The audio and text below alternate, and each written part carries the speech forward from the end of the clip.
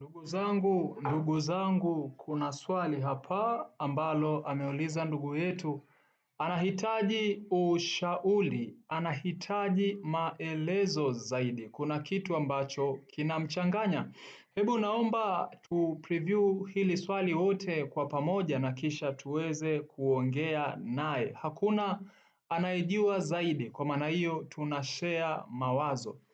Naomba tu preview kwa pamoja tuweze kuelewa ndugu yetu anahitaji nini haswa. Yes,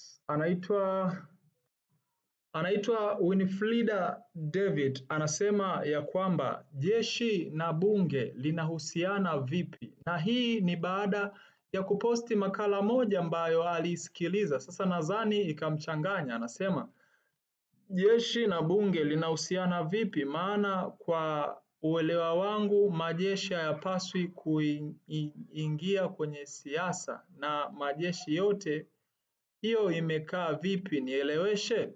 Yes, ngoja nikueleweshe. Makala ambayo ulisikiliza wewe ni makala ambayo tulikuwa tunaelezea kwamba kitu kikishapitishwa bungeni basi hakina mjadala tena.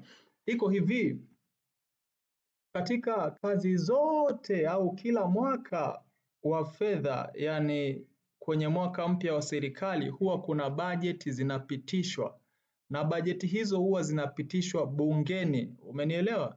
Bajeti hizo huwa zinapitishwa bungeni, na hivyo tulishuhudia, ilikuwa ni mwezi wa, kama sikosei, mwezi wa 6 tarehe za mwanzoni, bunge lilipitisha bajeti ile ya mambo ya ndani ya nchi, na wakasema kutakuwa na ajira 10,919 kitu kama hicho za majeshi, ikiwemo jeshi la polisi, jeshi la uhamiaji, jeshi la magereza, jeshi la zimamoto.